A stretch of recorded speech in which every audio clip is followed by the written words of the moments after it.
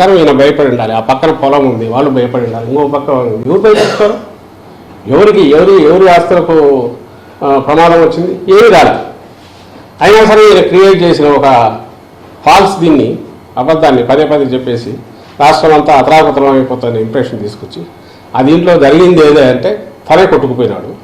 అది రేపు June 4th తెలుస్తుంది. ఇలాంటి ఫార్సికల్ దీనివల్ల దాని వలన ఏం కాదు అని ప్రజలకు ఏదన్నా కావాలంటే సీరియస్ పాలిటిక్స్ చేస్తేనే వాళ్ళ పాలిటిక్స్ చేసిన వాళ్ళకి కానీ ఆ పార్టీకి కానీ జనం బ్లెస్సింగ్స్ ఉంటాయి. ప్రజలకు కావాల్సింది కూడా అలాంటిదే తప్ప ఇలాంటి పబ్లిసిటీ ఏమంటారు దాన్ని ఏమంటారు మీడియా చేతిలో ఉందేనో మౌత్ పబ్లిసిటీ దీని ద్వారానో కేవలం అబద్ధాలు ప్రచారం చేయడం ద్వారా ఎలాంటి ఇది ఉండబోదు, ప్రయోజనం ఉండబోదని ఈ ఎన్నికల్లో అది కూడా ఒకటి రుజువు అవుతుంది. రేపు June 4 మీరు ఫలితాలు చూసినప్పుడు తెలుస్తుంది. సార్ ఇప్పటికే సిట్ని నియమించారు, ఇంకా కౌంటింగ్ ప్రక్రియ సజావుగా సాగాలంటే మరికొంత పోలీసులు కూడా బదిలీ చేయాలని కూడా నిన్న కోరినట్లు తెలుసు. మంత్రులు కూడా ఇది గవర్నర్ గారిని కలిసినట్టున్నారు. సార్ ఇంకా ఉంది. ఇప్పుడు ఒకటి సిస్టంలో మేము అనుకుంటుంది అన్నిటికంటే ముఖ్యంగా పోలీస్ అబ్జర్వర్ తప్పించాలి. ఈసీ తరఫున ఎవరైతే ఉన్నాడో రిటైర్డ్ అధికారి అతనికి ఏ బాధ్యత లేదు, వచ్చి అందరినీ అడ్డంగా కంట్రోల్ చేసే దీపక్ మిశ్రా పేరు ఏదో ఉంది చేయాలని చూస్తున్నారు. దానివల్ల కొంతమంది అటు లీనింగ్స్ ఉన్న వాళ్ళు లేదా వాళ్ళ కుట్రల్లో పార్ట్ అయిన వాళ్ళు కొంతమంది ఉండొచ్చు అధికార వ్యవస్థలో, కొంతమంది రికార్డులో ఏం రాస్తారో పై నుంచి ఎలక్షన్ కమిషన్ పరిధిలో ఉంది రేపు కౌంటింగ్ అయ్యేంతవరకు కాబట్టి కోడ్ ఉన్నంతవరకు అనే భయంతో కూడా వాళ్ళ దీనికి లొంగి చేయొచ్చు. కాబట్టి అందరి అధికారులను కేవలం ఎలక్షన్ కమిషన్ పరిధిలో ఉంది కాబట్టి అధికార యంత్రాంగం అంతా అట్లా ఉందని మేమైతే అనం. అదేదో కొంచెం ఎందుకంటే చూసాము 5 ఏళ్ళు ఇది ఇటాల్ రౌతు కొద్ది గుర్రం అన్నట్టు ఎవరు కంట్రోల్ చేస్తున్నారో ఎవరైతే పైన ఉంటారో వాళ్ళ మీద కంట్రోల్ చేసేవాళ్ళు దానికి తగినట్టు బ్యూరోక్రసీ పనిచేస్తుంది. చిన్నవి పొలిటికల్ ఉండేవాళ్ళు కొంతమంది ఉండొచ్చు. అయితే దాన్ని ఆసరా చేసుకుని ఇప్పుడు ఎలక్షన్ కమిషన్ పరిధిలో ఉంది కాబట్టి తెలుగుదేశం పార్టీ కొంతమంది వాళ్ళ ఏజెంట్ లాంటి వాళ్ళను వాళ్ళకి లొంగినంలో పెట్టుకుంటారు. కొంతమంది ఈ ప్రాసెస్లో వీళ్ళతో గొడవ ఎందుకు ఎలక్షన్ కమిషన్ ఏ రిమార్క్స్ రాస్తుందని భయపడి కొంతమంది అధికారులు కూడా దానికి ఇచ్చేసింది. మాకు కావాల్సిందల్లా ఏంటంటే ఓ ఫేజ్ అయిపోయింది. వైఎస్ఆర్సీపీకి సంబంధించినంతవరకు పీస్ఫుల్ ఎలక్షన్స్ పోలింగ్ అండ్ పీస్ఫుల్గా అన్నీ జరిగితే అంటే అడ్వాంటేజ్. ఎందుకంటే మేము స్ట్రైట్ పాలిటిక్స్ ప్లే చేసేవారు, కుట్రలు తెలియదు, ఓపెన్గా ఉంటాం పార్టీ యాజ్ సచ్. ఎందుకంటే లీడర్ అట్లా ఉంటాడు కాబట్టి దాపరికాలు ఉండవు. ఒకటే లైన్ ఏదైనా ఉంటే అది చెప్తారు, చెప్పిందే చేస్తారు. ఇన్ని ఉన్న వాళ్ళము మేము ఒకరిద్దరు అధికారుల మీద డిపెండ్ అయ్యో లేక అధికారుల వ్యవస్థను లోపరుచుకోనో వ్యవస్థలు మేనేజ్ చేయడం ద్వారానో ఏదో చేయాలని అయితే మా పార్టీ ఎప్పుడు అనుకోదు, మా నాయకుడు ఎప్పుడు అనుకోడు. అది అందరికీ ఈ 10-12 ఏళ్ళలో ప్రజలకు కూడా అందరికీ అవకాశమైంది. ఆ దుర్లక్షణం ఉండేది వ్యవస్థలను పాడు చేయడము, మేనేజ్ చేసుకోవడము, మ్యానిపులేట్ చేయడము, తద్వారా పవర్లోకి రావాలనుకోవడం, దాంట్లో బోర్ల పడడం, మళ్ళీ అయినా సరే బుద్ధి రాకపోవడం, అది తెలుగుదేశం పార్టీకి చంద్రబాబు నాయుడు లక్షణం. కాబట్టి మేము అధికారులందరినీ మార్చమడము ఓటింగ్ కూడా అనం. ఎన్నికల కమిషను బాధ్యతాయుతంగా వ్యవహరించింటే కమిషన్ అంటే not saying commission per se total దాని తరఫున ఎవరైతే డెప్యూట్ చేశారో వాళ్ళు కొంచెం డిస్క్రిప్షన్ యూజ్ చేసి నిష్పాక్షికంగా కంప్లైంట్ వస్తే లోతుగా చూసి అలాగే దానికి ఆల్టర్నేటివ్ ఏదైనా చేసేటప్పుడు అది కూడా లోతుగా చూసి అంపైర్ అనేవాడు బ్యాలెన్స్ పెట్టున్నాను అట్లా ఉండగలిగి ఉంటే ఈ పరిణామాలు హింస ఇవి జరిగేవి కాదు.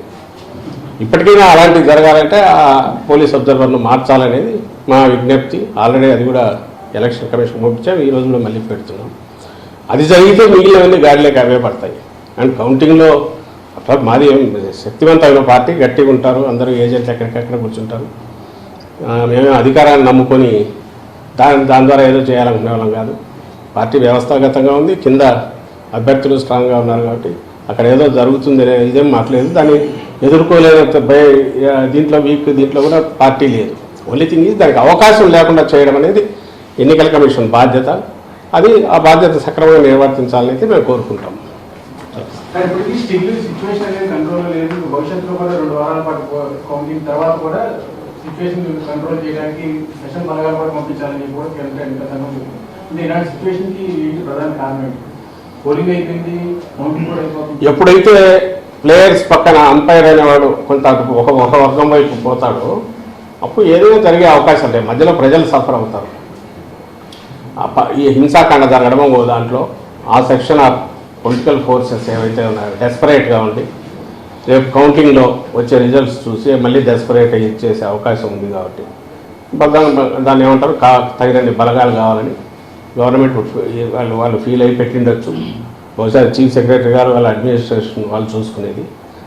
మా కోరిక కూడా అదే, ఈవెన్ ప్లే గ్రౌండ్ క్రియేట్ చేయాలా. మేము లేము అధికారంలో, ఇప్పుడు అధికారంలో లేమంటే టెక్నికల్లీ ఉండొచ్చు కానీ బట్ ప్రాక్టికల్లీ ఈసీ పరిధిలో పనిచేస్తాం. కాబట్టి మేము ఫర్వెంట్ రిక్వెస్ట్ అండ్ ఖచ్చితమైన డిమాండ్ ఏంటంటే ఎలక్షన్ కమిషన్ ఆబ్జెక్టివ్గా పనిచేసి ఒక సెక్షన్కు మాత్రమే కొమ్ము వస్తున్నాం, ఒక రాజకీయ శక్తి కంటే టీడీపీ ఆ కూటమి కొమ్ము కాస్తున్నాం. ఎన్నికల కమిషన్ వర్గాలు కానీ అధికారులు కానీ ఎవరు అంటే వాళ్ళను పక్కన పెడితే everything will fall in line, set right అవుతుంది. మా వరకు మేమైతే ఎన్నికల కమిషన్ చేతిలోకి అధికారం పోయిన తర్వాత దాంట్లో వేలు పెట్టాలని కానీ దాని ఏదో అడ్డదారుల్లో వాడుకోవాలని కానీ ఎప్పుడు అనుకోవట్లేదు. గతంలో అనుకోలే, ఇప్పుడు అనుకోవట్లే. కాబట్టి మాకు నిష్పాక్షికంగా ఉండే ఎన్నికల కమిషన్ ప్రతినిధులు ఇక్కడ ఉంటే everything will fall in line, అంతా బాగానే జరుగుతుంది. అప్పుడు అవసరం ఉండకపోవచ్చు, ప్రికాషనరీ దీని కింద ఫోర్సెస్ ఉండాలని వాళ్ళు అనుకోవచ్చు. మన జరిగిన దాన్ని బట్టి వాళ్ళు నేనైతే అవసరం ఉంటుందని అనుకోవట్లా. ఏది నిష్పాక్షికంగా ఎన్నికల సంఘం వ్యవహరిస్తే అవసరం వస్తుంది అయితే అనుకోవట్లేదు. అంటే ప్రచారం కోసం అంతా ఏం చూస్తున్నారంటే ఏ రీజన్ నుంచి మీకు ఎక్కువ మద్దతు వచ్చేటువంటి అవకాశం ఉంటారంటే అంచనా ఉంది? చెప్పాం కదా, కుప్పం నుంచి ఇచ్చాపురం వరకు మొత్తం జగన్మోహన్ రెడ్డి గారి పాలనలో ఏ కాన్స్టిట్యున్సీలో ఏ నియోజకవర్గంలో ప్రయోజనం అందలేదో చెప్పండి. ఒకవేళ క్యాస్ట్ పరంగా పలానా క్యాస్ట్కి అందలేదని చెప్పండి, లేదా ప్రాంతం వైజ్ పలానా ప్రాంతంలో అందలేదని చెప్పండి. లేదు కదా, యూనిఫామ్గా సాచురేషన్ బేసిస్ మీద కింది నుంచి పై వరకు ఉత్తరాంధ్ర లాస్ట్ ఇచ్చాపురం వరకు అందరికీ ఒకే యార్డ్ స్టిక్తో ఒకే కొలమానంతో అన్ని ప్రయోజనాలు అందాయి. అన్ని ప్రాంతాల్లో ఈ ప్రయోజనాలు అందుకున్న వాళ్ళు కానీ లేదా అడ్మినిస్ట్రేషన్ పరంగా కింది వరకు డోర్ టు డోర్ దీనికి అది డోర్ స్టెప్ అడ్మినిస్ట్రేషన్ తీసుకెళ్లడంలో కానీ యూనిఫామిటీ ఒకే రకంగా జరిగింది. కాబట్టి ఆదరణ కూడా అన్ని వైపుల నుంచి అదే రకంగా ఉంది, ఇంక్లూడింగ్ కుప్పంతో సహా. అక్కడ కూడా బలమైన మంచి దీంతో మా పార్టీ గెలవబోతుంది అనేది మాకు కనపడుతున్నది, ఇప్పుడు కనపడుతున్న సూచన. మిగిలిన చోట్ల కూడా అట్లే ఉంటుంది. ఎక్కడైతే లోకల్ కారణాల వలన సరిగా ఎలక్షనీరింగ్ సరిగా ఇది కాక చేసుకోలేక అభ్యర్థులు దీంతో రకరకాల కారణాలతో చిన్నవి ఏదంటే అక్కడక్కడ ఉండొచ్చు. కానీ ఓవరాల్గా అయితే సేమ్ యూనిఫామ్ ఇది జగన్మోహన్ రెడ్డి గారి ఓటు ఏదైతే ఉందో, వైఎస్ఆర్సీపీ స్ట్రాంగ్ ఓటు ఏదైతే ఉందో, మా పార్టీ హామీలన్నీ నిలబెట్టుకోవడము లేదా అంతకంటే మెరుగ్గా జీవన ప్రమాణాలు పెంచడము అని అలాగే సుపరిపాలన అందించడం, ఈ ప్రాతిపదిక మీద చూస్తే ఆ బేస్ ఏదైతే స్ట్రాంగ్ అయిందో అది ఓవర్వెల్మింగ్గా వెల్లువలాగా ఓట్ల రూపంలో ప్రో ఇన్కంబెంట్ ఓట్ల రూపంలో వచ్చిందని మేము భావిస్తున్నాం. అది కనపడుతుంది. మీకు కూడా నేను ఇంతకుముందు చెప్తుండే పర్సంటేజ్ ఆఫ్ ఓట్స్ పెరగడం, గంటలు వెయిట్ చేయడం, అలాగే మహిళలు బాగా ఎక్కువ మంది వచ్చి చేయడం, వేరే ఊరు నుంచి ఎవరెవరు వచ్చేస్తున్నారు. నాకు ఎవరు వస్తారో బస్సుల్లో వచ్చే వాళ్ళంతా ప్రయోజనాలు పొందిన వాళ్ళు, పథకాలు తీసుకున్న వాళ్ళు, బెనిఫిషియరీస్, వాళ్ళ కుటుంబాల్లో పిల్లలు మంచి చదువులు చదువుతున్నందువల్ల, లేదంటే వాళ్ళ తల్లికి తండ్రికో పెన్షన్ నెల ఫస్ట్ కంతా జగన్మోహన్ రెడ్డి గారి పుణ్యం, ఇది పుణ్యం అని ఈ గవర్నమెంట్ మా వైఎస్ఆర్సీపీ ప్రభుత్వం పుణ్యం అని వాలంటీర్లు తీసుకెళ్ళి ఇవ్వడము.